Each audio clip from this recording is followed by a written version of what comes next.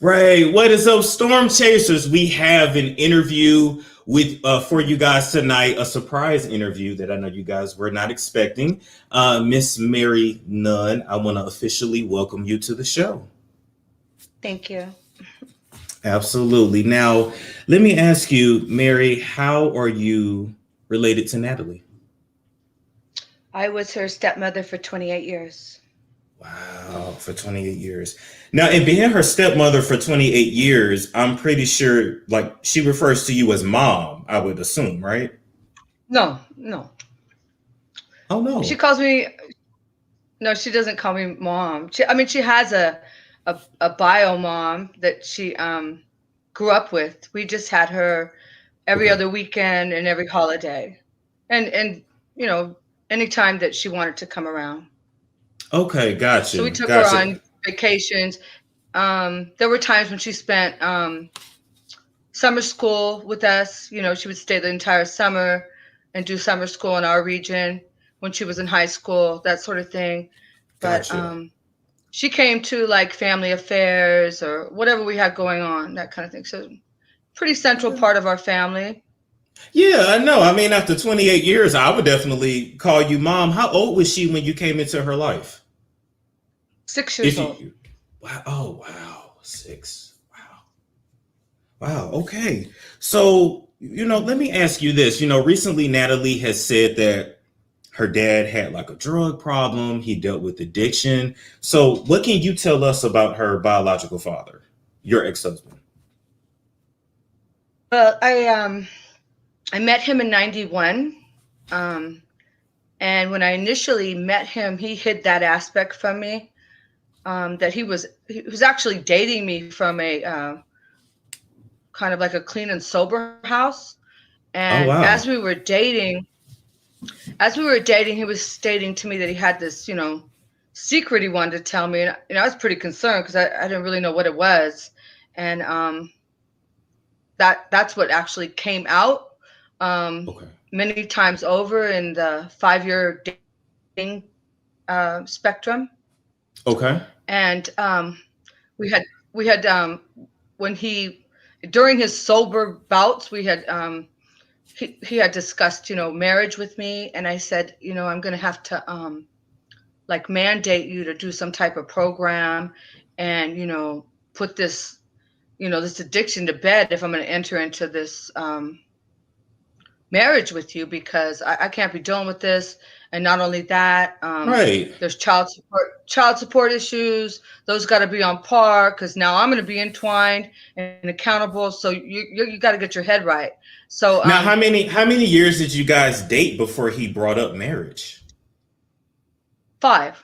I mean, we talked about it a lot, but it wasn't Okay. until the 5th year that we actually married. But that was because a lot of trial and error. I mean, I moved a few times because of the the uh, the drug addiction.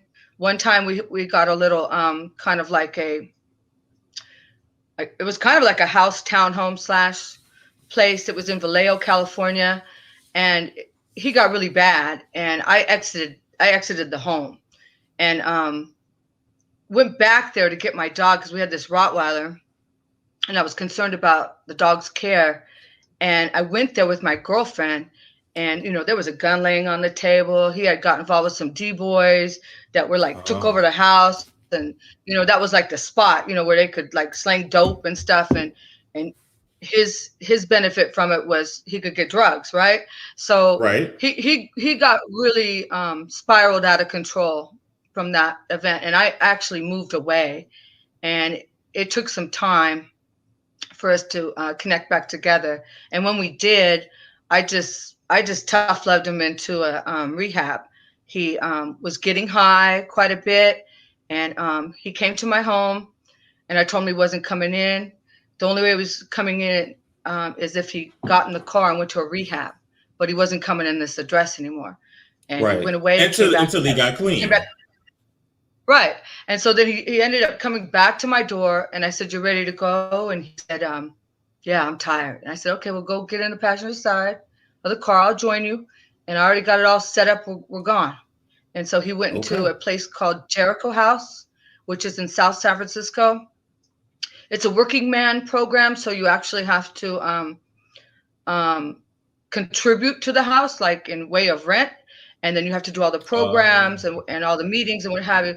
And he successfully fulfilled that program, and in essence gave me 28 years of clean and sober marriage. It was pretty phenomenal. Now let me ask you, what was his drug of choice? Crack. Wow. So it was bad. So and not only that, I mean, by way of my tough loving him into sobriety, which nobody had ever successfully done with any length of time that I knew of, it also allotted for him to be present, sober and attended in the children's lives. I mean, as a result of that, they had a focused father, right? Who had attributes to offer. So that was pretty significant. So where is the animosity then? Is there any reason why Natalie should have animosity towards her dad? Towards her dad? I don't know that she has animosity towards her dad, because I mean, she just celebrated his 60th birthday. I mean, they seem to celebrate him, and he's done numerous things, not so much to her, but definitely to me. But they just tend to not call him out on his stuff, and they're just great enablers. So I guess it's more important for her to have a father relationship rather than have a sober father relationship. Gotcha. And now that he has relapsed, did he go back to crack or did he go to something else? I don't know, because I don't really have a front row seat, but I can tell you from 2011 and from 2011 to let's say 14, when I discovered he was having affairs with 20-year-old hookers that were like younger than Natalie, that he was meeting on Backpage.com. He actually would meet them in the form of a trick, pay for their services. And look, I know about Backpage.com. Yes, ma'am.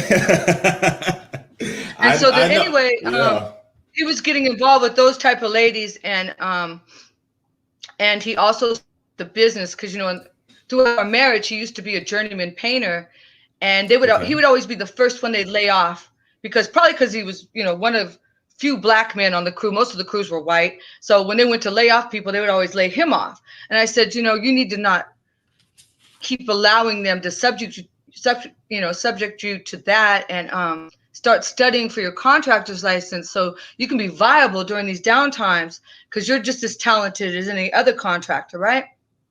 So he successfully studied with my sister. She would drill him. He would listen to tapes in the car, and he went and took the state contractor's licensing class. And he actually called me, and he was crying, and I've never seen him cry in my entire life, because he's kind of like a man's man. And he said that he and only one other guy passed the course, and that they had told him, you sure you don't want to check your answers? And he said, I had remembered when you take a test, always go with your first choice. Don't second guess your choice. That's typically the right choice. And he got his contractor's license. And from there, I mean, we just soared. I mean, he was doing like commercial business. I mean, with Fortune 500 companies. He did he was raking in the money then. He was raking in the money then after. He was a complete success story. I mean, it was like all of this, as a result of me in his ear, telling him that he was more than a conqueror. He could do it. No good thing would God withhold from him. And, he just literally just excelled. And he was, he rebuilt the whole downtown Pittsburgh Video Blackhawk project, which consists of, it was called a reunification project for Pittsburgh, because Pittsburgh was, it didn't have anything really nice. And it consisted of like 75 condo and apartment units, and it was like a top of storefronts with all the amenities, workout room, pool, what have you. And he got the contract for that, painting the interior and exteriors, like a $500,000 job. And it was he did lots of work like that. He was getting like hunting lodges for $150,000. I mean, he built a pool in my backyard that I still live in this home that he paid cash for $57,000, like it was nothing. I mean, which was car lot by pay cash.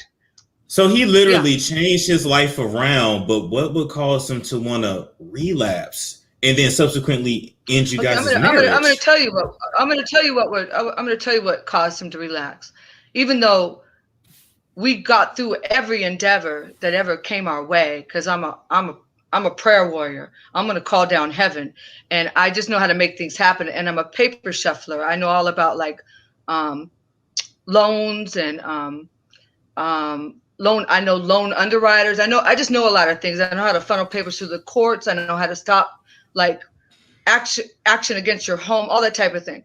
So Okay. during the recession of 2008, everybody lost their value in their home, and we had just sold our previous home and bought a new home on a golf course, and we were doing well all the way up in 2008. And the recession hit, lost our value, and nobody was really doing anything. The whole world, well, this section of the world was pretty shocked by it all. So they weren't doing Yeah. business. They were living within their means. So people weren't contracting work. And he was Right. really nervous about it. And I told him, just golf. So him and Natalie's brother would just go golf.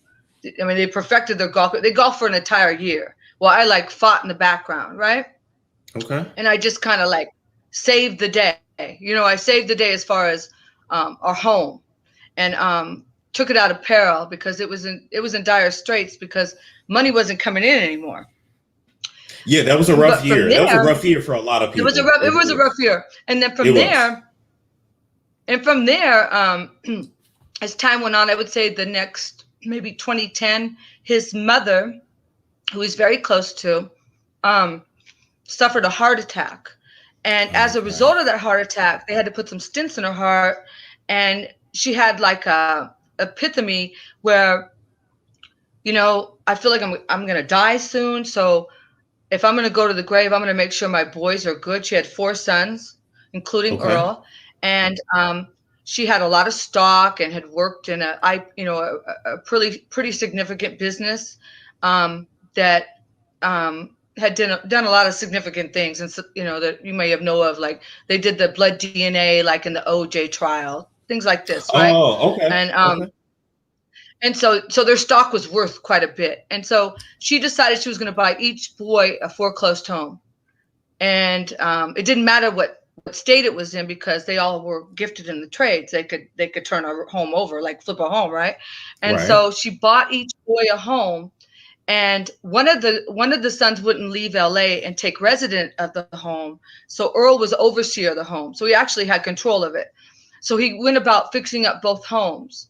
And as he was doing so, he came to me and he said, Mary, I want to give back. I want to, for all my years of sobriety, I want to give back and make them rehabs. I want to make one a female rehab and one a girl rehab. And we could have ministry there. You could teach Bible study. I'll have a Sunday service, what have you. I said, I think that's beautiful. Let's do that. Okay. And so he went about doing that. And, he had some, some colorful characters that came through there, that were kind of rough and still were kind of dabbling, even though they weren't really supposed to be because it was a clean and sober home. Now, were And they workers or were they workers or clients? No, they weren't workers. They weren't workers. None of these people were workers. These were Okay. people that were in need of a rehab home, right? Okay. They had drug addiction or something. They weren't court ordered. They were kind of people he kind of found or by word. Even Natalie brought a guy that she met on an airplane from Michigan who later got his teeth knocked out in the home, which I'll tell you about later. But he started filling the homes. And as we went along, instead of Earl having an influence on the men started actually influencing Earl. And Natalie was starting to be really popular, with doing, a lot of Bad Girls and, whatever else she did, there was a lot of other shows, Love and something, I don't know, but there were a lot of other stuff. shows. Yeah. That Ray guy would produce, right? And so she was getting a popularity from it, and he liked it. He liked the attention when people say, "You're Natalie's father," and this is my analogy as to why he fell from grace. he liked the attention so much, he almost wanted to exude behavior as such, that she got it from him, right? He liked the attention, so he kind of he started to act kind of cool and like attract young girls because he liked the attention. Oh, you're Natalie's father. And so that brought about some of these hookers wanting to have relationships with him, more so than just turn tricks with him. Just to get close to Natalie, because he was Natalie's dad. Exactly. And just that kind of that limelight. And a lot of these women, they didn't have nothing. You know, they were hookers. They didn't have cars. They didn't have homes. They didn't have fathers. So they had daddy issues, even though Earl was old enough to be their father because they were younger than Natalie. And so that's just my analogy looking back. And he didn't like the pressure of after 2008 when the market crashed. You know, it was more struggling. Money didn't come as easy. And he kind of thought to himself, why should I stay in the home I share with my wife? Why don't I just take resident in my paid for home? Because it was protected under a trust, the Nunn Trust, which indicated that upon Earl's death, if we were married and lived there, I'd have to exit the home and the home would go directly to the children, Natalie and Ronald. So he took his reprieve. And, you know, it was odd because we founded churches. We founded a church in our area, which was my Bishop Carlton Leonard, who married Natalie on Bridezilla. He opened me a Christian bookstore in my town.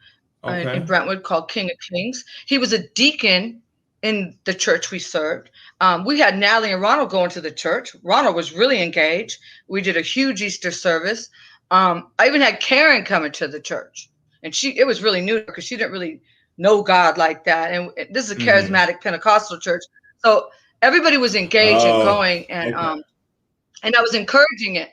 And so when the whole rehab thing happened and the Natalie thing, and she was putting all these kind of risque posters that were, you know, some were really naked, what have you, and she would sign them out in the public and give them away, and he had a whole bunch and he was giving them away, and he was getting a lot of attention from that. So that's my analogy. It was he didn't want to struggle anymore. He liked the attention, and he just, you know, it's kind of like a slow burn when you give yourself away. It's not overnight, and it's so gradual. I didn't notice because he kept me so busy. Because, you know, even though he had the business, I was the behind the scenes, you know, paper person. You know what I mean? Like you ran all the books. I did everything. The addendums, the chain orders, the contracts, the union payroll deductions, you name it. And that was our business. That was our livelihood. I had just involved myself so much in it I didn't have time to have another trade because it took so much of me. And not only that, later he did work for Mark Scott Construction, which were foreclosures. We were making a lot of money with that. And I was working out in the field, after they would go in and refurbish it, I would go in and clean the places and make them sparkle.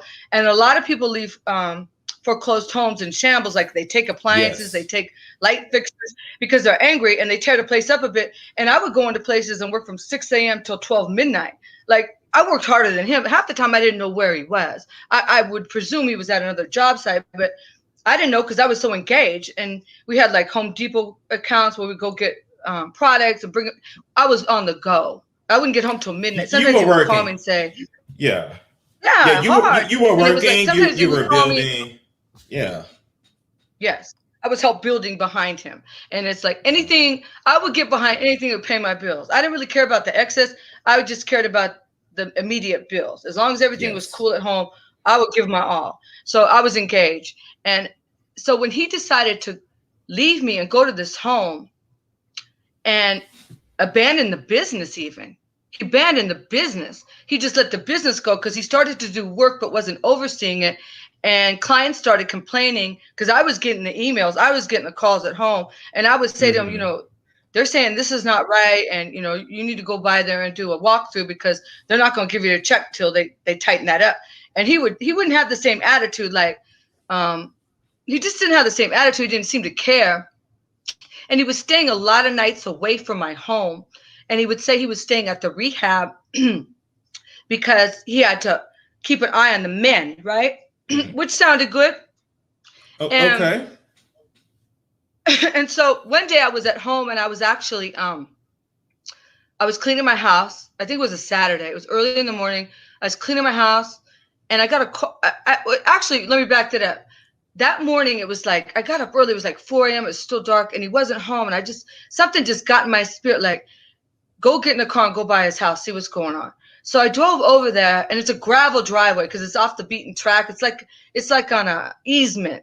It's not on the frontage road. It's kind of odd. It's old. It's old. It was built a long time ago. And so I went down there. You got to drive really slow because it's on gravel. You make a lot of noise. And I didn't see his other car there. So I just like turned around and started to go home. Well, I came home. I was cleaning my house and I got a phone call from that very white guy that Natalie had hooked up with the rehab from Michigan, who had his veneers knocked out by one of the housemates that was in the rehab. And he called me and and not only that, they broke a lamp over his head. So they had beat him up pretty bad and he had enough. And he called me that morning. He had never called me or told me nothing. But he called me that morning. He goes, I really need to speak with you. He goes, I have to share something with you. Your husband is having an affair with one of the girls in the female rehab. And, I was shocked, but I was silent. And it dawned on me because I used to teach her Bible study. And while she was in attendance of my Bible study, she would roll her eyes when I was sharing the word, right? And I would just think to myself, like, that's an odd response to God's word. So when I finished up my study, I went up to her and I noticed her hair was different, and I thought it was a weave, because this is back in 2011. People weren't wearing wigs like they are today. It was only like women of the night would wear wigs. It wasn't like it is today, right? It wasn't as popular. And so I asked her, "Is that a weave?" And she goes, "No, this is a wig." And I thought that was odd. And but I still didn't connect the dots, like, wig, she's a hooker, right? I didn't even think she was a hooker because she was very plain. She was very plain. I never saw her dressed up. And he even hosted a birthday party for me at that rehab with all his rehab people and Karen, Natalie's mother, and some of my friends. And they put on a barbecue and had me blowing out candles and opening presents in the present of the bride he was having an affair with. And everybody knew but me, and nobody would tell me. Like, not even Karen came to me and told me. So he had his little thing. He had his side piece around. Wow. Right. And even I remember they were cleaning up after the party, and I was tired because it was, it was a long. It started in the afternoon, it went into the evening. I said, okay, I'm gonna go home, Earl. I'll see you there. He goes, all right, we're just gonna clean up. It was her and him in the kitchen, but I still didn't think anything because, Earl had always been loyal to me, and Earl chased me so hard to get me initially. When he initially met me, I really thought I had the corner market on his heart. I never ever dreamed he would do that to me. Yeah. And he did so much for me. Like, he would just, giving me a Christian bookstore. Like, he would just do such special things. Like, he would go out and buy me a whole church outfit, from like outfit to nylons to shoes and matching purse. He would just lay it out, be my perfect size. And you're going to wear this Sunday. He always just made it special. Like, I don't care what it was. And so I never connected it while it was happening. So this boy calls me and tells me he's having an affair with that girl. And they're at a hotel right now. I saw you driving the driveway this morning, and I tried to run out of the house to grab you, but you had already turned around and was exiting. I couldn't catch up with your car. So I said, okay. So he gives me this news. He says they're at a hotel right now in the area, but I don't know which one. I said, okay, all right. And I thanked him. I got off the phone. I finished. I was washing my floor that day. And I washed my floor on my hands, and because it's tile. I like to get in the grooves. And I remember I finished washing my floor. And then I went into our closet, a little side closet, because we had this little mini, like a home toolbox, just little fixtures if you have something in your house you want to tend to. And I grabbed like a cardboard cut, and I just put it in my pant, and I got in his car, because there was a lot of car, but this was his car, the one he went to the car lot and paid cash for, which he would never have conversations with me about that. He just felt entitled. Because he was rolling in all this money. He just came with the car to see what I got, right? How my wife would discuss that thing, right? Uh-oh. So anyway, I got in his car because that was the one that was home. Am I messing up? And so No, you're good. And You're good so now. I You're good. went about going. I went about going to every hotel, motel in the area. I started in my town, Brentwood. Then I went next door to the next door town. Then went into Antioch, and I found them at the Red Roof Inn. And I found him. He had one of those kit trucks, so it was really heavy lifted, kind of like how a white boy would have, with all the bells and whistles, right? Okay. And then there was this other car that was in the driveway next to his, and I pulled up behind it so it couldn't move. And what was ironic with that car is that I recall the job in which he acquired the car. It was a car. It was a job that was paid by half cash, half car. They give him a car as well, right? And he brought the car home and initially asked me if I wanted that car. And I said, no, I don't really want that car. He goes, well, okay, then I'm going to sell it then. I said, okay, cool. Well, the car was there at this motel or this hotel. And I pull up and I pull right behind the car so it can't move. And I get out and I'm just kind of looking around because I don't know what room they're in. Right. And all of a sudden the girl comes down the stairs, and she's a big girl, like, German shape, like, she's almost 6 foot, like a halfback. I mean, really overweight. She's Shit. about 20. Yeah, she wasn't attractive. I mean, if she put like tons of makeup on her wig, she would look like something, but she was a really big girl. And so what so is he a chubby chaser? Was he a chubby chaser?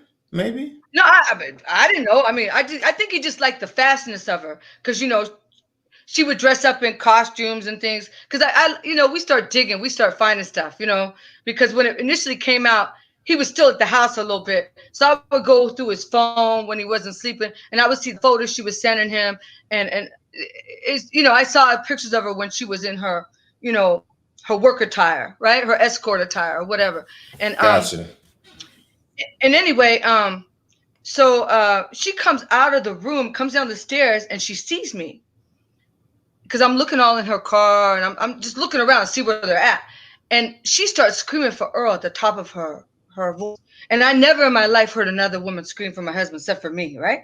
And it was eerie, like who in the world? It's like it seemed so out of place, right? And so pretty soon he comes out of the room, and he goes directly to his truck. Like, he doesn't even talk to me. So I run up to the truck. I said, where are you going? He said, I'm going home. And he just gets in the car and leaves me with her. And so she's trying to get in the car, and I'm like diving into the driver's seat trying to snatch the keys from her. I'm like, this is my car. You're not taking this car. And so somehow she got the keys away, and because we were tussling, and the manager of the hotel came out and said, the police are on their way. And at that, I didn't really want like a case or any trouble. I really wanted to deal with him. I just really wanted the car because I didn't think she deserved it. And so I left the hotel, and I proceeded to go to rehab to try to find him. And he wasn't there. So then I came home, and I came in my front door, and he was curled up on my couch in a fetal position with a blanket over him. And so I went up to him, and I knelt down beside him. I said, what the hell are you doing? And he said, instead of giving me an apology or a reason, he proceeded to tell me because she had a baby from some other guy that we don't know. And it wasn't his, but it was some baby. And so it was her and the baby. He goes, they're going to be on the street. They're going to be on the street. And I got to help them. And I said, I don't give a damn they're going to be on the street. I said, I don't give a damn about nothing about her, and you're not going to do nothing for her. And he got up, and I snatched his keys, and he was trying to fight me for them. And I was trying to hide them and stuff. But anyway, he prevailed. He got the keys, and he went out the door, and he went to her. So that was shocking. Like, I didn't. Yeah, that was that. And so, but he kept coming home. He kept coming here, and he stopped working. What was the final straw? Like, what was the? Well, wait a minute. I'll get to it because it's kind of layered. He would come here, and he wasn't bringing in no money no more. So that meant nothing was getting paid here, nothing. And we acquired this home with contractor money. It had a hefty mortgage, and me, because I rallied behind my husband all my life, and propelled him and got behind his business. I never pursued my own. I mean, I worked at American Airlines, but that wasn't going to pay for this house. And he took that away, like he quit working. And he would come to my house and like harass me. And he would come here because he was staying at the house, but he'd still come here. And he would come in, and I would try to just be in my room and sleep, because I really fell into a really deep depression from it, because it was too much. It wasn't just losing the guy. I lost my income. It was a lot. Right. It was a lot. I thought I was getting ready to lose everything. And it's like, I was almost 50, because I'm 57 today. I was almost 50. So it's like, if I would have preferred you done this to me when I was 20, I could have recovered. But this is my life's work, because we owned a home prior to this home. So a lot of blood, sweat, equity went into that. Now we sold that, put it into this, and now I'm getting ready to lose everything. But you got a house that's protected and trust, and I have nowhere to go, because I'm first generation American. My father's a Polish Jew from Poland. My mother's French Canadian, and they were all deceased. And so it's just me on this land. I have nobody. Earl was my life. I lived with Earl longer than I lived with my own mother. So it's like, that was my family. And so he was taking it all from me. I didn't care about him, but he was taking the income. And I didn't want to lose everything I worked for. And I definitely didn't want to go live in an apartment, or be a roommate somewhere. I didn't want to go backwards. So I just fell into this depression, because I would think myself all night, how can I turn this around? And I couldn't. And it just made me more sad, and have more anxiety, what have you. But anyway, he would keep coming to my home, and he would come here, let's say at midnight, and turn every light on in the house. I'm talking the driveway light, every single light, all the hallway light, every single light in every room. And he just started going through stuff. And I talked to like this lady friend of mine who had a son on crank. I said, what is that he's doing? He just looking like he's looking for somebody. He never finds it. And he has to go to work at 4 something in the morning, because he started working for a contractor, back working for somebody else. Here's this big contractor who's now working for somebody else. Like, how are you going to do that? But that's what he started to do. Was he high? But wait, was he high? Yeah, he was high. He was high. Okay. But the lady told me it's called rifting. That's called rifting, what he's doing. And so I didn't never know the term. But they're looking for anything, for money, for dope. And he did it he would do it for like 5 hours, and he had to be to work. He would do it till like 3:30 in the morning, and then go crash in the guest room, and then get up at 4:45, and then come in and scream at me, telling me to make a sandwich or something, which I didn't want to do. I didn't do. I was just like, I stopped doing everything for him when I discovered what he was doing. Like I didn't wash his clothes. I didn't cook his meals. Nothing. I mean, he would come. So who filed? Bids. So who filed? Who filed for divorce? He filed, but he filed. But let me tell you why he filed. I was so depressed. I stayed in this house 3 years from 2011 to 2014, 3 years with no income. And I was really thinking the sheriff was going to come and knock on the door and say, you got to go. Right. Because I was getting I got the default notices. Then I started getting the foreclosure notices, and quadruple, right? Because they really want to break your spirit when they mail them to you. And then I started getting the auction sale, which was close. But let me back it up. During those 3 years, my neighbor across the street was very concerned with me, because he was taking stuff. He would come here and like take furnishings that we had acquired together throughout our marriage to take down to his home he owned exclusively. And I was like, buy your own stuff. You live in a paid for home. Don't take what I picked out to go adorn a house you're abiding with a hooker. That's my taste. Don't take it. Right. And so I would fight him as he tried to go out the door. And I had like sunk. Like I got down to a side. I was like skin or bone. I stayed in the bed all day. I stayed in my bed for 3 years. I stayed in my pajamas. I didn't want to face the world. I reached out to everybody I knew, all my prayer warriors, and they would say, I don't know, Mary, I don't know anybody ever been through this, but we'll pray for you. That's all anybody ever said. I'll pray for you. Nobody would. I was isolated here. Nobody came. I absolutely isolated here. And so he would come here and steal things, and I would try to fight him for him. And but I couldn't, because I was size 0, and he would end up prevailing and taking oil paintings or whatever, or wait till one time I went to a funeral at my church. I made a mistake of mentioning to him that one of our members at our church had passed away, and I wanted to go to the funeral, and he said, hoping he'd give me a ride, because he had came in the night and stole all of our vehicles with his hooker as I slept. And I was too small to do anything about it. My spirit was too broke. I couldn't go down and take him. I didn't have another key, even took all the keys. And I was too weak to go down to his other house in the next town over. So I was just carless for 3 years, but he would take things. And on one occasion when I was fighting him, we were in the kitchen and a phone call came through, and on the screensaver was the hooker. Her face was a screensaver page. This is how much he put her on a pedestal over me, the loyal good wife, right? Who wouldn't even spend his money.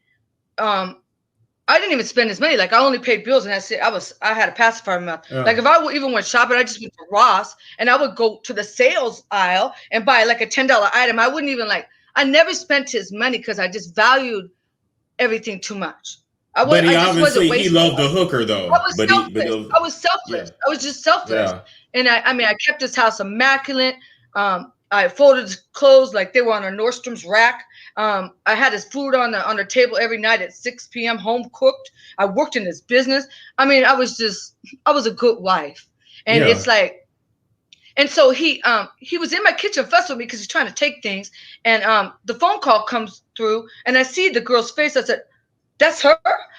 And with that, he just snapped. And I was standing by the sink of my home, and he picked me up by my neck and carried me off my feet on the other side of the kitchen and held me up against the microwave and the stove. Wow. And then he held me there and let me go. And so he ran out of the house, and I ran out too. And my neighbor was out watering across the street, and he screeched off, and I told her what happened. She goes, "Mary, he could have killed you." She said, "That's enough, Mary. That's enough. And you need to call the police. You need to make a report, whatever." But I didn't. And it was coming up. I did. Actually, I did, but it took me 2 days. I went down to the police department. I had them take pictures of it because the marks were still there. I told them where he lived, and they actually went that night and arrested him. They arrested him, and I think he got bailed out, whatever. But they arrested him that night, took him to jail, and from there, my neighbor across the street, her husband's an engineer, and they have property like in Ohio, and they were going down to Texas to find property because they were going to move because they were transferring him to Texas. And so she was like, "I have relatives in New Orleans, and why don't you get away because you're really depressed? I think you need to change the scenery. I'll book you a ticket, and you can come stay with my relative in Lake Charles and just spend a week and get away and break up, the atmosphere. Like, this is too much. You're just laying in bed. You need a change of atmosphere." So I agreed. And so I went for a week to Lake Charles, Louisiana. And while I was gone, I got a text from my neighbor, cat corner across from me, asking me, "Mary, what's happening at your house?" And I said, "I don't know what's happening at my house because I'm not there. You tell me." And so she said, "Well, there's some girls scantily dressed outside, and there's signs all over the neighborhood talking about estate sale, and they're selling your goods." I said, "What?" And I have to tell you something I left out prior to that, because he had kept taking things from me, and I felt like he was going to strip me dry, like leave me with absolutely nothing, just sitting on the floor with nothing in his house. I kept crying to my girlfriend. I just was crying to my girlfriend for months, like, "You got to help. I got to get some help because he's going to take everything, and I don't have any money. I don't have a car. I don't have a job. I can't just let him take everything." And so one day she just came here, like out of the blue, and she goes, "I got 5 guys outside. I got like a U-Haul sized truck, and they're willing to donate their time. The girl down the street from my house is going to let you store it in her garage. Earl don't even know her, and we're gonna protect your things."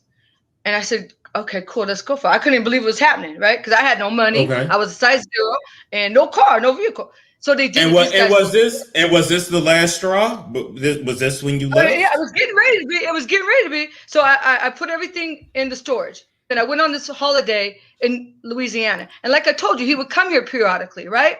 Mm-hmm. He would come here periodically and harass me, and so when I was in Louisiana, he happened to come by, and he saw the house was empty. He probably couldn't figure it out because it didn't add up because I'm size 0, no money, and he moved 2 additional hookers into my home. He had one hooker living down at his house who was turning tricks out of his house with an ad I saw on Backpage.com because it advertised the Oakley address. And there was pictures of her. She had a pool in his guest room, and she actually turned tricks in his house, right? And then he decided to bring 2 more and take over this house while I was gone. And they even changed all my facilities, all my faculties in the house in their name, my water, my garbage, my PG&E. I mean, they changed the locks, everything. So I'm in Louisiana, and I'm like, oh no. Something just rose up in my spirit. Even though I was still size 0, I called my girlfriend. I said, I'm just ready to take back everything the devil stole. I'm just tired. I had it. Because I heard they were selling my Christian bookstore stuff. And it's like, they're not equipped to handle that stuff. That stuff is sacred. They don't even know what they're putting their hands upon. I was incensed by it. And I said, I'm coming home. And my girlfriend said, I'll go with you. I'll go with you for support. So what happened when she got home? So we arrived back. I arrived back in California from Louisiana. First stop was police department. I enacted a restraining order based on those pictures I just, the domestic violence I had just done. I got the police report. I went down to the courts. I got an instantaneous restraining order. I actually got a restraining order for 5 years, not 1, 5 years. And so I came home equipped with that restraining order, and I went to my front door. There were no cars in the parking lot, in the driveway, and my key didn't work. So I went around back, and there was this little baby pit bull that I never know. And then I went around, and my sliding glass door was closed but not locked. That's God, right? So I opened it up. I proceeded in with my girlfriend, and everything was different. I went up in my master bedroom because, I had emptied it out. I took all my furnishings, and my closet was all laced with female clothes. And then I went around all of the bedrooms, and another bedroom was being utilized, and another bedroom was being utilized. And I started going through the pockets of the clothing, and I found the ID, and I saw it was the initial hooker that, actually dissolved our marriage. So it was her living there. But I guess so it was a whole house. So it was a whole house, basically. And so anyway, they were gone. They had went to LA that weekend, but were coming home. So we were there about 3 days, and my girlfriend's swimming in our pool, but I'm not swimming because I'm on like war mode. Like I'm looking, I'm watching, I'm expecting anything at any time because I knew he had moved these brides in here, and I didn't have any money, but I had the good sense to go to the back door that proceeds out to the garage and take that lock off of that door and put it onto the front door. And now I have the key to the house because that's the original, right? But they don't know that I did that because they didn't know, because I put the other one back on that. So they didn't know what I did. All they know is when they inevitably came, the key didn't work. So we're there. She's swimming in the backyard. Earl comes in, I guess, after work because he was in painter whites. And I guess he tried to get in the front door. It didn't work. So he went around to the back. And I saw him at the corner of the yard because I was out the sliding back door talking to my girlfriend. She's just swimming with her son. And I see Earl at the corner of the yard. And if he had ran, he could have beat us, but he didn't. And I told my girlfriend, come on. And so she runs in the house. And just as she got to the door, I was able to lock the door behind us. And he picked up like this big rock. He said, I'll break this window. I said, I have a restraining order. And he goes, I haven't seen it. And so he proceeds, he's gonna break the window. And then he goes back around to the front and starts kicking in the door with his work boot, right? But he can't kick it in. And so my girlfriend's falling out. My girlfriend's panicking. I said, just call the police. Because I didn't even have a cell phone. So she calls the police. They finally come, and they took forever. And when they came, they said, we're sorry, Mrs. Nunn, that we took so long, but we were detained down the street because we apprehended your husband, and we got some, good and bad news. He's down there with my partner. I said, okay. He goes, because I started talking about the hookers and whatever. And then I had a restrainer. He goes, okay, give me that. I'll serve him. And he goes, okay. But I also had some bad news. He goes, he says he has a rental agreement with these girls and that it's all on the level. I said, well, I'm on the mortgage and I didn't condone that. He goes, well, this is now a civil matter because we don't know, if it's, some family. We can't get involved in this. So you're going to have to go to court and work that out. But we can't remove them, and we can't remove you either because it's your house. But we advise you don't fight. They said we advise you don't fight with them or start this stuff, or you'll be going away in handcuffs, right? So, how did this end? So how did this end? How did you resolve this? Okay, so how to resolve this is I never, because I gave him the 5-year restraining order, and then I went and got civil harassed. I was forced to live with these hookers over the weekend in my home, which was horrible. And I couldn't act up because I wasn't going to be pulled out of my house in handcuffs, and then they get a restraining order from me and then ban me from my own home. I wasn't giving up no more ground. Right. I ended up getting civil harassment orders off them girls. I couldn't do domestic violence because, you know, we weren't related. And I had them removed, extracted that Monday morning because it was a weekend. And I got rid of them. And then from there, he filed divorce because I had a 5-year restraining order on him. He couldn't come here anymore. He couldn't harass me no more. He was banned for 5 years. That's what made him file for divorce. And what's ironic,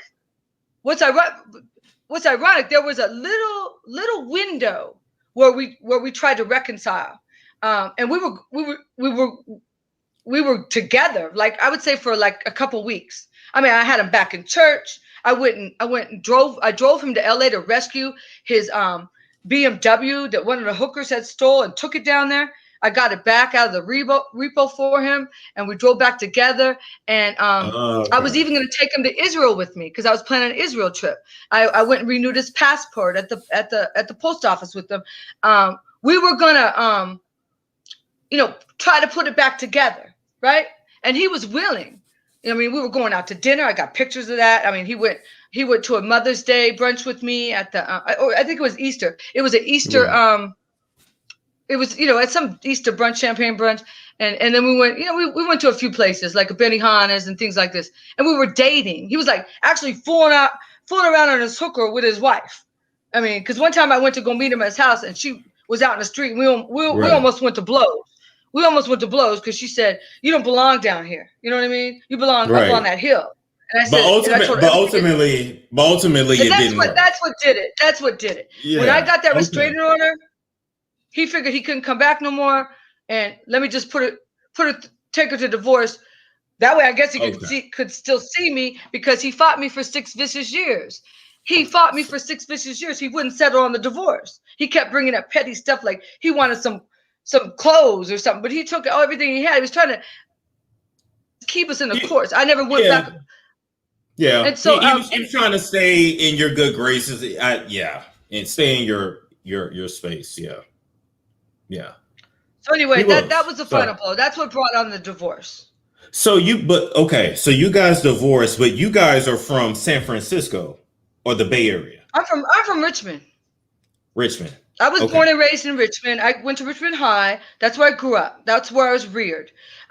He's from San Mateo, which is a white community, which is where Natalie's from. And it's all white. I mean, when I met Earl, I thought Earl was a nerd, a complete nerd. He talked like a white boy. His name was Earl. I was telling my girlfriends about him. I said, his name is Earl. She goes, and they would laugh and say, his name is Earl. Does he make you want to Earl? And it's like, he was like nothing I ever knew before. Like, and the only reason why I gave him my number is because I had an apartment in San Francisco for a year, and my rent was high. I was paying. This is like back in the early 90s, and it was like my rent was $1,000, and I had to park on the street and move my car like every hour because it costed more to park in my building, and I didn't want to spring for that. So only reason why I gave him my number is because he said he would take me. Would I want to go to dinner sometime? I thought, I do get hungry, but I really on face surface, he wasn't appealing to me. I thought he was a nerd. His conversation was whack. He didn't attract me. Like, he didn't do it for me. He called me for 3 months. And then he got so mad because I wouldn't make dates with him. So then I started making dates with him and then wouldn't show up. And yeah, so that's how that went. So when I inevitably actually let him meet me, he never left. Mm-hmm. Like, because it was almost like, men, when they chase something, you make it hard, you make it a challenge. And they want it. Yeah, and they get it. They want it, and they keep it. And so anyway, that's what happened. But he never left. And then from there, right. Yeah. But what I was confused about is if you guys are so San Mateo, is that outside of LA or outside of San Francisco? No, okay. It's on the peninsula. It's It's next. Okay, let me give you a demographic. Okay, is South San Francisco where the airport's located?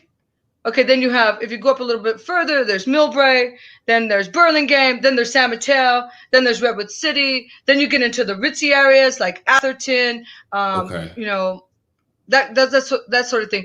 And then there's Foster City, and Natalie lived in San Mateo and Foster City because So her why does she call herself the? So why does she say she's the queen of LA? Why does she say she run LA? Like, why does because she went to she went to USC for college, and so Okay. when she went to USC, she started meeting some people like the kid from Moesha, Marcus Polk, Megan Good. She started hanging out with these people because a lot of them they hang out with the USC crowd because that's a ritzy crowd. A lot of the rich and famous and movie stars send their kids there. As you remember all that debacle where they were like fraudulently getting in college saying they had athletic attributes, but the parents were really paying for it, right? That's a ritzy school. And so Natalie started smoozing with these people and getting involved with them, and that's where she got kind of her LA association from going to school there. And she had an apartment at school. She didn't live on campus. Both my kids had apartments. So they never had a rough life. They always had, like, I'm a daughter of a housing project. So it's like, I couldn't really relate to her. Ever since she was 6, she was pompous and spoiled. I mean, it's but how was she in high school? Was she like the nerd? Was she the mean girl? Like, what was she like in high school? Well, first of all, the high schools were all white. So, it was different. I mean, she didn't have to be a bad girl because, these are kind of like, muffies, right? I mean, Right. you don't have to be tough with that base. I mean, when I threw her a summer party at our home before we ever bought a home, we rented a house in San Leandro, that borderline East Oakland on Dutton Avenue, off of East 13th. And she wanted a summer party.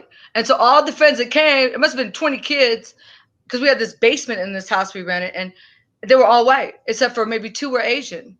I mean, all her friends were white growing up. All. Wow. With the exception of, yeah. So with that being said, did she ever have an issue with black girls, dark-skinned black girls at any point? Okay, this is what I know. Okay.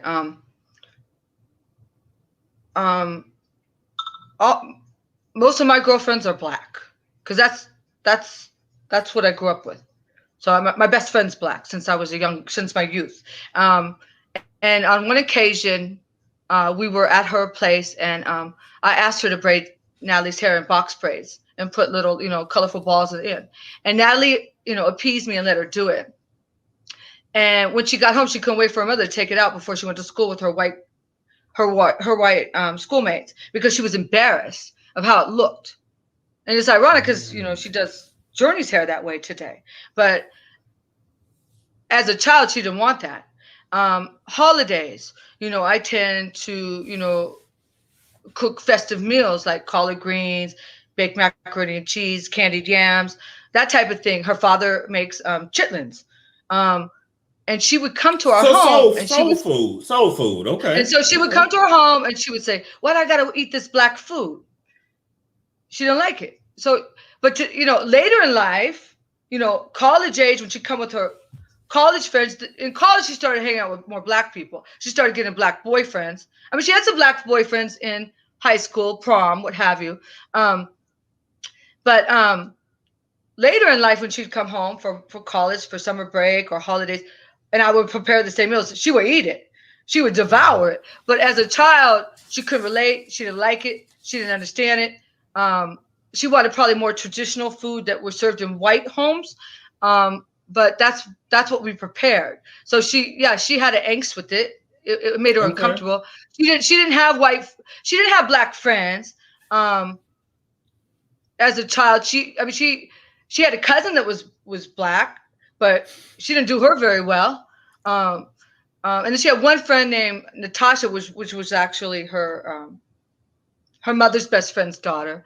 Okay. But she grew up in the same area. So it's a white area. I think Earl was like when I went to his mother's home, I think that was the only black home in the whole subdivision. I mean, there aren't. If you drive around, you're not see very many. You're not gonna see any black people. So she had a very white experience growing up, which I can understand. Absolutely, but I heard an audio. I found an audio on Instagram where she was saying, she says stuff about dark skinned girls, but she just doesn't say that shit on TV. So I guess my question is, I don't think she would have said that to. I don't think she would have said that to me because she knew the people that were close to me. You know, I had a godson that was black. That I christened in a church, who I took, you know, I used to always take them to Disneyland when they were children. During the period of being the girlfriend for 5 years, I mean, Karen would gave me the kids for Christmas, the whole Christmas week, and I was just the girlfriend. Gotcha. Just the girlfriend. Earl was in jail at that time for an offense he had done due to drugs. So he did like about 9 months at this place out in Santa Clara, and and you had the mother gave me the kids for Christmas, and I put on a big old Christmas for them, and I would take them to Disneyland, and I would take my godson as well, and we would drive, you know, and we'd stay in a very nice hotel, and you know, I paid for the whole entire thing, and the little godson would go with me, and he's from Richmond, and he was only I think he was only like 5 at the time. He's a little boy, but you know, he grew up in Richmond. Richmond was kind of fast, you know, and so when we entered the park, you know, he put his hand out like this and said, "Give me some love," as he entered, right? Because he's from Richmond. And when we drove, Natalie would just fight him viciously. You know, I called shotgun. I want the front seat, and just treat him so, you know, second class. And she would just fight with him the whole time. And even on one trip with her father and I and Ronald and my godson again, because I would take him because they didn't have a lot, and I wanted to expose him to, you know, fun trips, because, you know, he's been on my life since he's an infant, and I would always take him along. And she said something smart to him on one of the rides, and you know, I spoke up on it, and she started to cry, and her father. We're only going study. Her father took her side, you know, and tried to like argue with me about it. And like, we didn't speak for a long time after that. Like, when we got back from the trip, we didn't speak all the way home. And Karen wanted, so, you know, he went to Karen and was like crying, like, she won't talk to me. Karen called me and like, you know, give him a chance, you know, at least entertain a conversation. And that's how bad they like wanted me in the life with them, because, you know, a lot of things were happening. You know what I mean? Like, I didn't have my own children. So I really like, I treated them well, you know, because I loved him. Right. No, I loved him. So I naturally love anything that came forth from him. I mean, that's true love, right? I mean, that's blood of his blood, flesh of his flesh. I mean, that's children of his loin. I mean, why wouldn't I love them if I genuinely loved him? And so me not having my own kids throughout my whole entire marriage because I'm barren, I would tell no good thing from them. You know what I mean? I mean, there was nothing I wouldn't do. And no, I wasn't rich. No, I didn't have an education, but I wouldn't withhold anything from them. Like my flight benefits, for instance. My flight benefits. I worked for American Airlines, you know, for 15 years. I worked at the Oakland station. I worked at the San Francisco station. And all you had to do with book a flight was have my passcodes. And I gave Ronald and Natalie both my passcodes. They could fly anywhere in the world, first class, free of charge. And they did. They did. I mean, so many times Natalie would come in to town, and I would see her because I worked the first class ticket counter. I was a gate. I did everything at the airport, gate agent, you name it. But I worked first class. They they strategically put me there because I knew how to talk to people. I tasted my words before I let them out of my mouth. I handled people carefully, you know, when a flight canceled, what have you. So anyway, as I'm standing there on the corner, at the corner station, you can see the escalator. Anybody coming off the flight and proceeding down to baggage claim. That was in Terminal 3 in San Francisco before they built the new International. And I see the back of her head going down the escalator. So I say to my colleague, I say to my colleague, hey, you know, cover me for a minute. I want to go see where my daughter's in town. And so I ran down the escalator. I said, oh, so you're here? And she goes, yeah, I came to see my mom and my friends. And I said, okay, well, I mean, you do a lot of that, going to see them, but, you know, me and your father would like to lay our eyes upon you. You think you could grace us with a visit every now and again? And she was like, yeah, you know, it's just, you know, I got my friends and stuff, and, you know, It's just, I got, Okay. I got things to do and so whatever, but she would never come see me. You know what I mean? Like, it was like, I could supply her. Right, but she And didn't then want to because she come wanted, by. So, yeah. okay. Like, But and so but, but then one time speaking she of wanted to, flights, but yeah. speaking of flights, okay, I'm glad you built up with the history with the dad, because you said he basically was a pimp. So No, he I have wasn't. No. he wasn't. He wasn't a pimp. He was a trick, and he liked the attention of that lavish lifestyle. But them girls, they would make money so they could all get high together. They But wasn't they didn't give him the prospering. money. Oh, okay. I, Okay. I highly doubt it. I highly doubt it, because they met him in the trick capacity. He met them from Okay. calling their number and booking a date with them. He was initially their trick. So, and Okay. no, this is a nerd square from San Mateo. He found for grace and started to go back into drugs and Right. alcohol, but and getting thrills off hookers. But Okay. he was still, the base of him was a nerd. He didn't have no heart Right. like that. He didn't have no But heart but like that. but if he was around hookers like that, it's now allegations out there that Natalie has taken girls from different cities, from LA, Miami, allegedly, I've to heard this. Nigeria, I've heard this. allegedly, I've to heard this. traffic them. So if you're Yeah, I've heard saying this. so what do you know about that? I mean, I've just heard it through the grapevine.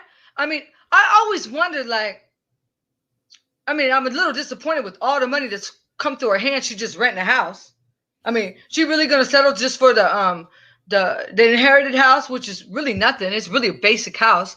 I mean, it's I mean, the leak roof, the roof leaked for years. I mean, it's a really old ranch style house. It's simple. It's small. It's like, there's not much to it. They don't have good bones. I mean, that's really what you could settle for. Like, she never bought a home. Like, she rents a home in Sacramento in the Roseville area, and it's like, why would you throw away money on rent? I know rent's cheap up there, and people, that's where people go that can't cut it here. Because where Right. I live in the Bay Area, it's expensive. It's expensive. So everybody that really can't make it here, they go up there and try to make an abode because it's too pricey. So she Okay. rents up there because even rent is high down here. So but I had heard through the grapevine she's doing it. But I always wonder, like, how is she getting these clothes and traveling all the time? What is she actually doing? What is she Right. doing? And just some of her the way she, the way she dressed, or the way she, there's videos of her shaking her ass, and she's married and a mother. And it's like that. I mean, those things you put away, when you make vows with somebody, right? It's a marital bed. You don't defile it, right? It's like, Right. I was always curious, like, how is she doing all this? Because, shows are far in between. I mean, what are you doing in the meantime to keep that rent happening? You know what I mean? And to keep up your lifestyle. So I always wonder, and I do hear this, but I have never seen it firsthand. I've never paid witness to it, nor would she allow me to. But you've I've heard heard it at this. least. Of course I've heard it. Of course I heard it.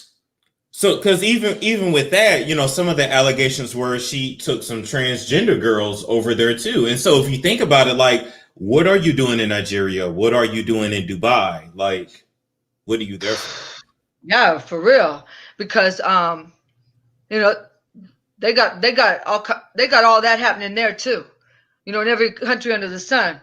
Sure. Things that go on here, they go on there. You understand? They got hookers in Nigeria, so it's like, so I don't know, but yeah, she does make a lot of trips there. They seem to love her, but like I remember she took an Atlanta trip to Atlantis. That's like an island, and she brought everybody.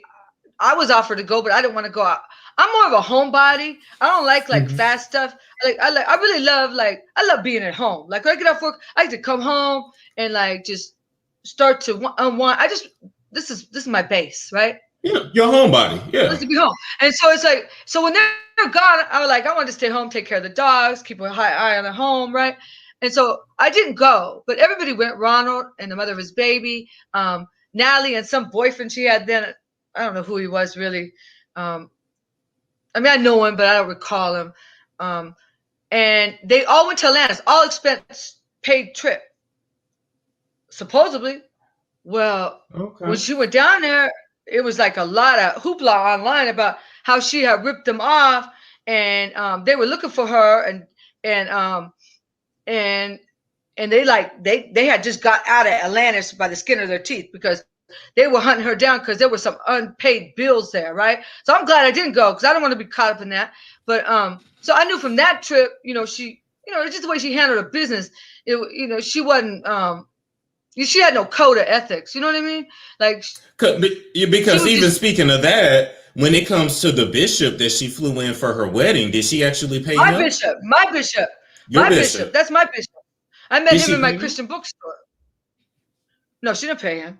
She didn't pay him they could have taken up a tithe. They could have paid for his accommodations. They could have arranged for a limousine. It was Bridezilla, right? They could have did a Right. lot of things. He went down there in full bishop attire. That means seven robes on top of one another. I mean, he's not just a run of the mill bishop. He earned his bishophood through the Vatican. He's anointed. He's as good as T.D. Jakes. That's how tough this bishop is. Like, nobody ever broke down the word to me and put it into layman's terms as he did and made it tangible for use, because the word of God is active and alive. I mean, if you speak it, it'll come to pass. Just like a witch's brew, right? The Ouija board or a witch to catch a spell and that stuff work. God's word work even more so.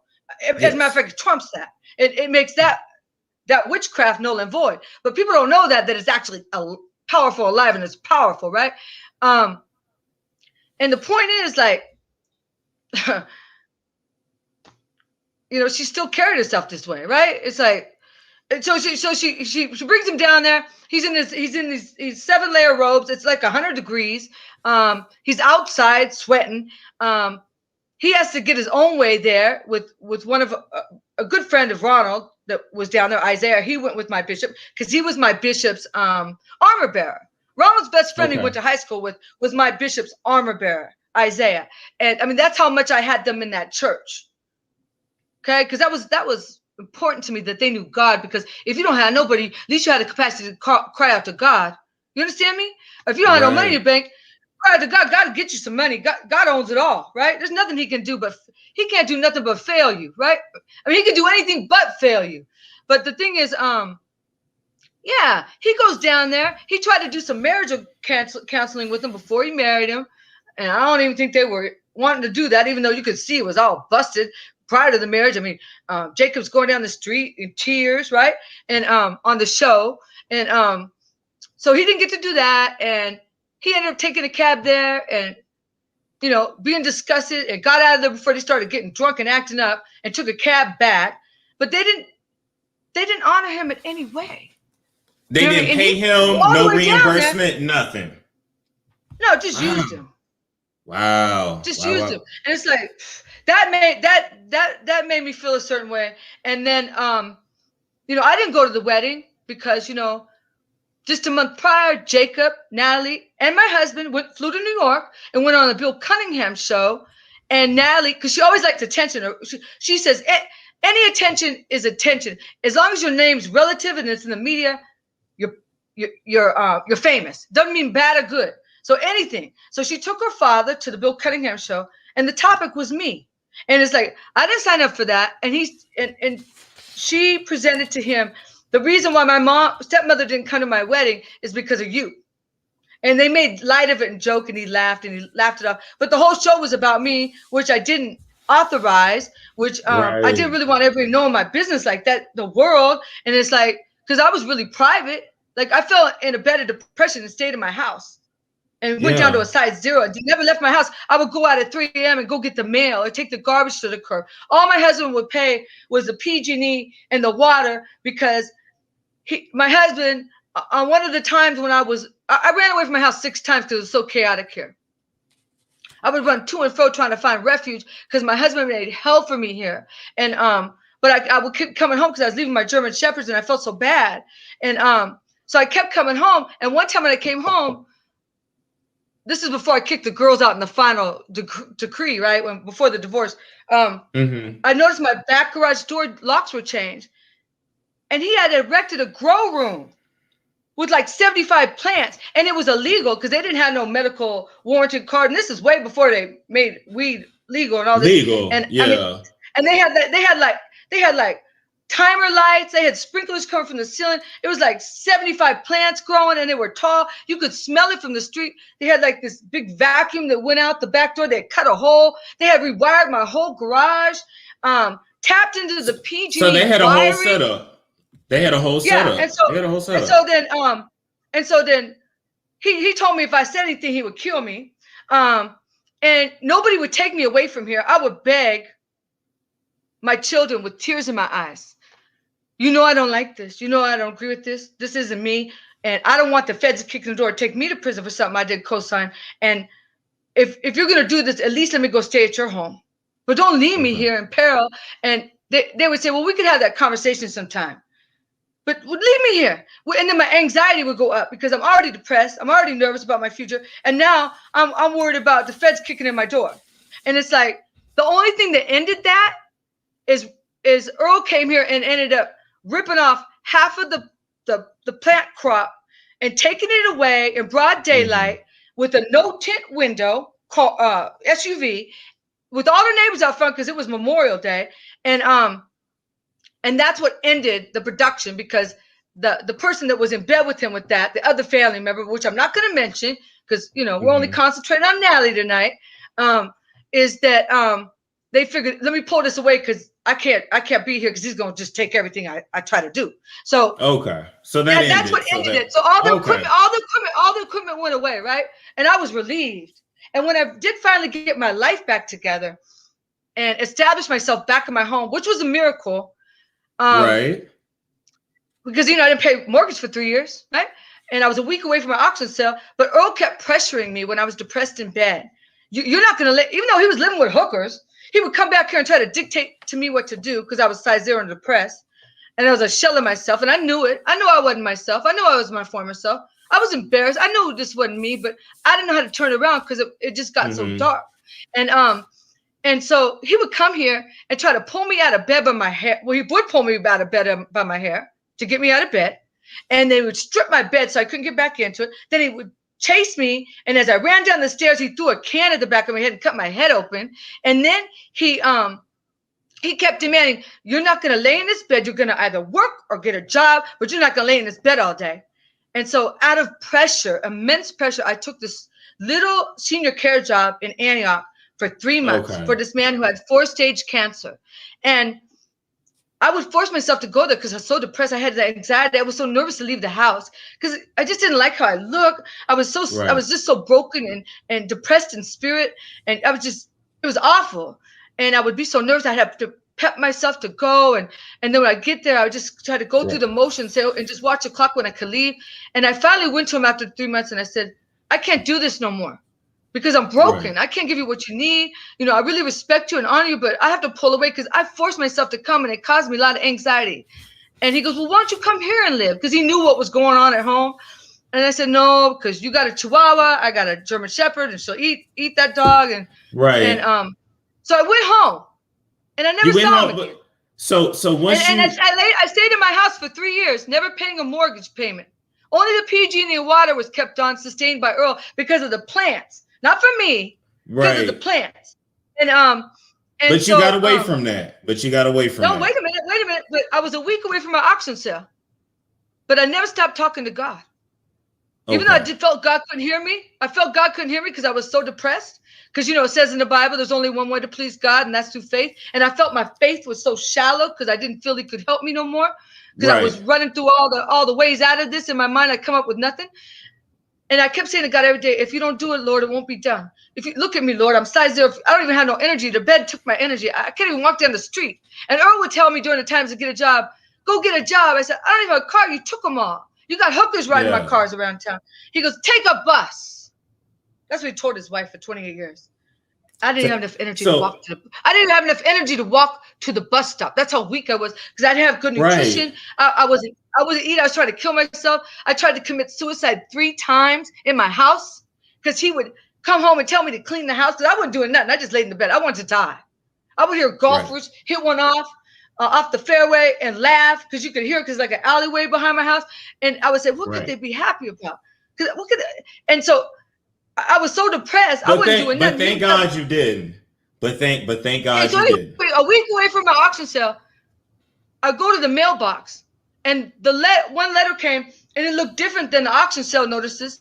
It had a law firm address on the return label, and I opened it up, and it said they've been looking for me for 2 years because I didn't have a phone. Earl didn't even leave me with a phone. I had no phone. I had no cable for 3 years. I had no Wi-Fi. I had nothing.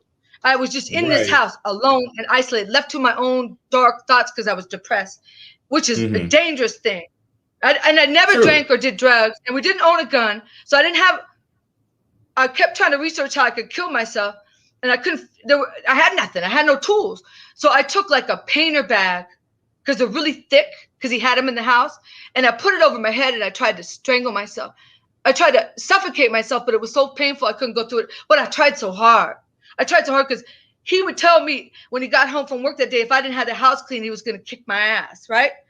Even though he lived with hookers, he was still trying to run me because I think he felt guilty that I had become so depressed that he didn't want me to end up this way. He was trying to fix me in a real narcissistic, like mean, violent way that I'd snap out of it. But I didn't. So I was trying to kill myself before he came home from work. And I tried that 3 times. But thank God, but thank God you did. Okay, but so I look in the mail. I look in the mail. The lawyers have been looking for me for 2 years. The man died. The man leaves me equal shares in his estate. He owned 3 homes, multitude of cars, had money in the bank. He left me $170,000. I was a week away from auction sale. Do you know when I got that letter, I wasn't depressed no more? I wouldn't have been either. I hit the ground running. I found the best real estate lawyer, filed bankruptcy 24 hours before my auction sale. Went out and bought a H.B.P because I wasn't going to buy a fancy car. I wasn't going to have a fancy car and drive by the house I used to own. I paid all the residual of the money I owed on the house from the past 2 years. I brought it current, and I filed bankruptcy for all the other debt. My husband's debt, his business debt, because he started messing up business, and everybody was suing him, and they were trying to sue me too because I was. So let me ask you this: what do you do for a living now? I'm a senior care provider. Okay. That's what I do. And I'll tell you why. But I get paid well for it. And not because I do it privately. I don't work for an agency because that takes all the money out of it. But I do it privately. I do it locally. And I'll tell you why. Because I used to commute to American Airlines, and it was 2.5 hours each way from here because of traffic. Not so much it's not that San Francisco is 1 hour away, but in traffic, it's 2.5 hours, bumper to bumper, right? And crawling across the bridge.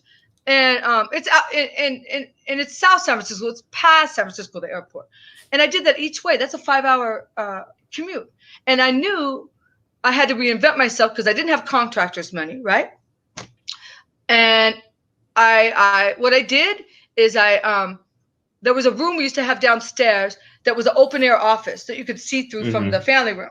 And I enclosed that with a contractor. I put a door. And I made it a bedroom, additional bedroom, which made additional income for me.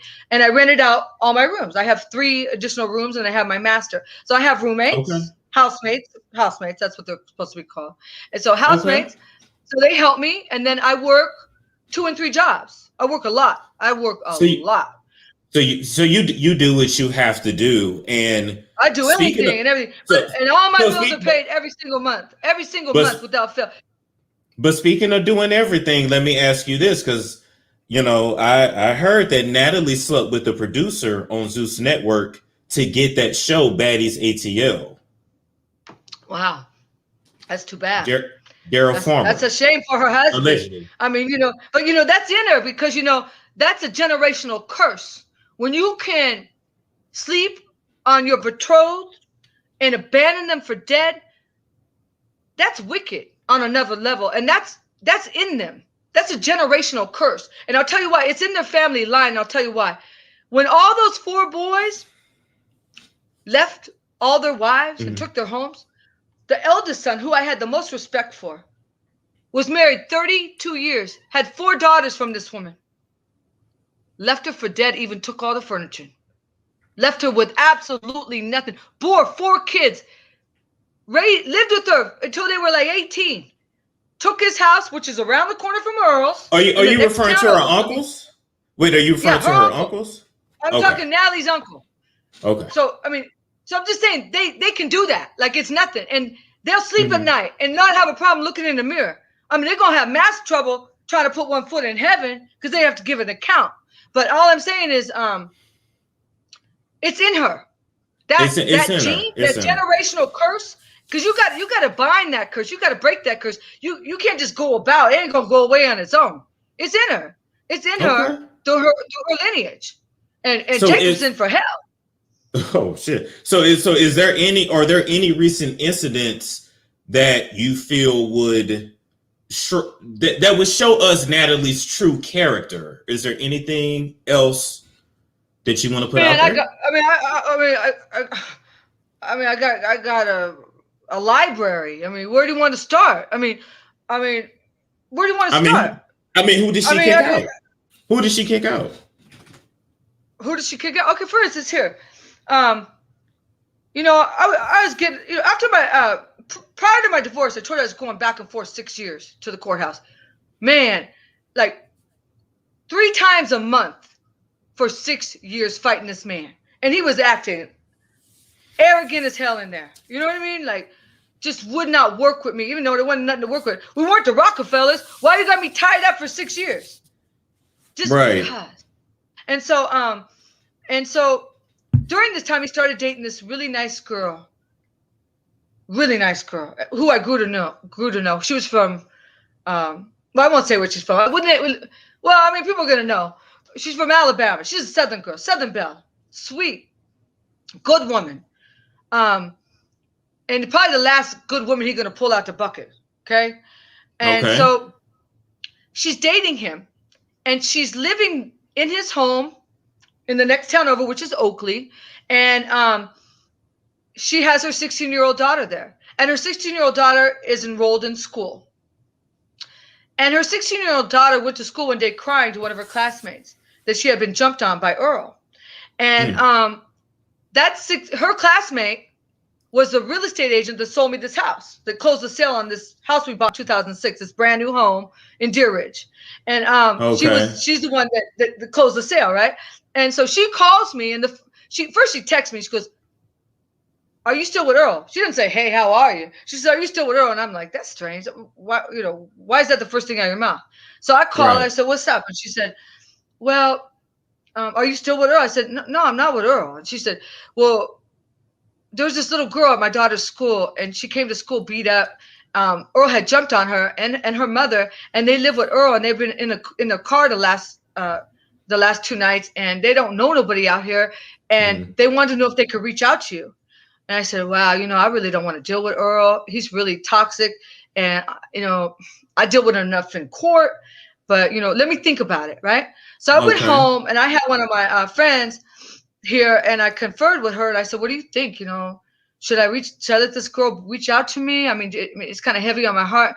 She goes, "Mary, go ahead. God will bless you." And when she said that, I didn't think twice, because I'm always trying to be in God's favor. That's the only thing that matters to me. I'm a sweet aroma to God. I don't care about nothing else. And so I told the lady, "Let her call me. Here's my number." So she called me right away, and I told her, "Come to my house, bring your daughter. You can come here and stay. I'll give you refuge. You don't got to pay no rent. Don't worry. I'll take care of it. Okay. I'll get your daughter to school, what have you. And I'll also go with you down to Martinez. I'll help you funnel a restraining order. We'll get you some help. And I'll teach you how to fight." And so, meaning like get a car, you know what I mean? Okay. Just because she had a car, but she wanted the other car. So you helped her out. I helped her out. She stayed here she stayed here a month. She stayed here a month. Okay. And so he was trying to get her back. He was trying to get back to talking about, I'll go to rehab. I'll go to a meeting. Right. And I said, and I was in her ear, and I said, I'm going to tell you something. I said, "I don't hate Earl. And I'm going to say this to you. I said, you're a good woman. I'm going to tell you something. Earl's not a bad guy if you can get him back on track, because look around you. He built all this. So Dolphin can do this. So I got 28 good years out of him. So I'm saying if you can get him back in recovery and back in church, you'll have you a good man. But you gotta do both." And that was my But I'll tell you, I'll tell you this: if he's not ready for that, though, then what can you do? No, I mean, that's free will at work, but that's okay. That was my suggestion, because she started meeting him at a few meetings, and she would even take my car because she didn't have a car here. I guess something was up with the car. Oh, she wanted to hide the car. Oh, that's it. She brought a car here, but she hid it in my garage because she didn't want to know he was here. She didn't want no drama at my house. So she used my car to go visit him because he didn't know my new car since our marriage, right? And so our divorce, right? Our separation. We weren't divorced yet. And so she would go meet him at the meeting, and I would tell her, if you get him, it's okay if you want to re-engage or forgive him or restore him, but have a prerequisite. Make him do these things, like get him in rehab, get him back to church, and then you have a good man. I'm telling you. But don't just take him back right now, because right, it's not gonna work. And so inevitably she went back to him. I think she went back to Alabama, but inevitably she came back. She took her daughter back to Alabama, got her settled at her father's, and then I think maybe a few months later she came back and they tried to renew their relationship. Well, as time went on, I went to court like any other time, right? And I expected just another day, nothing was going to be settled or resolved. Right that day, Earl settled with me. He gave me my divorce. He gave me the house. He gave me his 401k. He gave me his pension. And I was like, wow. I was just shocked. And I said, wow. I said, thank you. I said, thank you. He goes, well, you earned it. You saved the house. You kept the house. And I said, well, thank you. Thank you. And the judge said, okay, well, we're done here. You guys can take the papers down and go file them. Go file them at the clerk, the final decree of the divorce and everything that was included. So we walked down together to file it at the station. It was like the only time we was ever civil in 6 years. And I was so happy and overwhelmed. I said, hey, you want to go to lunch? I'll treat you for lunch, because I was happy. I was happy. I wanted to give him a thank you lunch. He was like, no, I got to go get my dogs from the pound. And so anyway, because they ended up in the pound because they tore through some fence and killed the dogs next door. I don't know. But that was the end of that. But that was the end of that relationship. Yeah, that was the end of that. Right. And then after my divorce, he married that then girlfriend a week later. He married her. And they became husband and wife. And so I think maybe a year later, if that, she moves the same daughter that he had beat up before or jumped on. He brought a garage door down on her back and hurt her real bad when she was trying to run under it. He do stuff when you're fleeing from him. You know what I mean? So anyway, like when I went down the stairs, it cracked me in the back of my head with a can, broke it open, right? I got a scar. Like if I do something with my hair, they get a scar on the back of my head. So anyway, he did that, and she brings herself. She's married now, and her daughter and her daughter's boyfriend to the home. And the daughter's pregnant. She's 9 months. She's going to have birth. And so she delivers here in Walnut Creek, and same place Ronald's girlfriend had her baby, and she brings the baby home. The baby's 1 week old, and Earl had taken one car to work and left his truck behind. Well, his new wife had some pain issues. She needed some medication, and she sent her daughter in Earl's car because she was in too much pain to go herself, to run just to the drugstore right there down the street, like 5 minutes.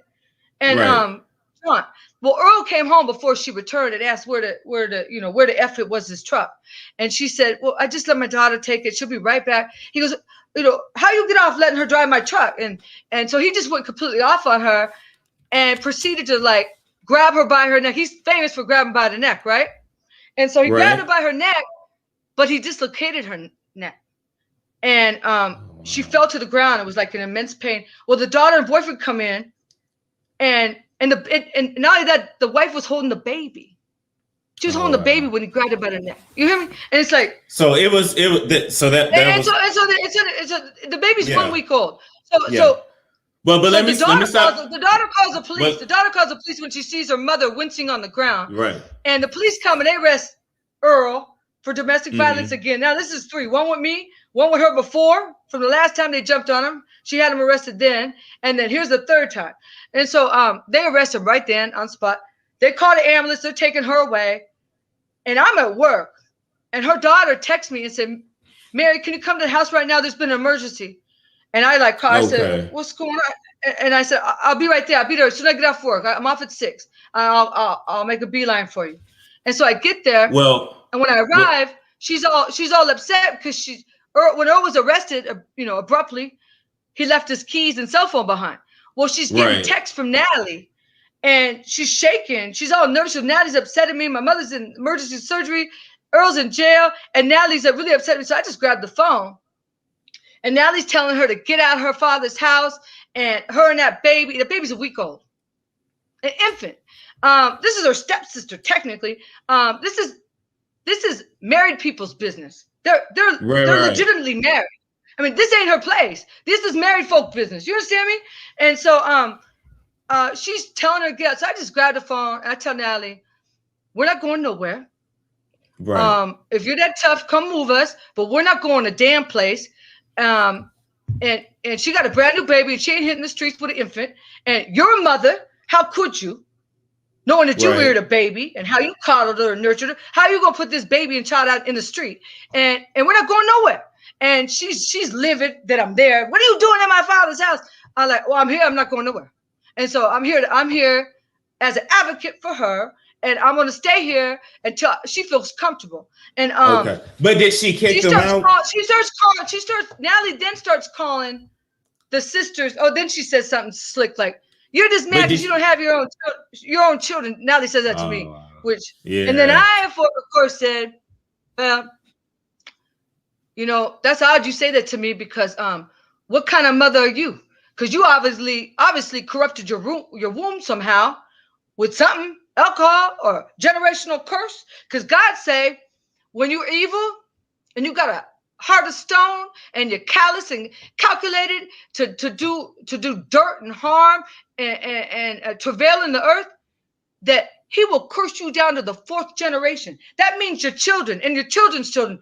4 generations down, and God's word can't return void, right? So Natalie's been evil since womb.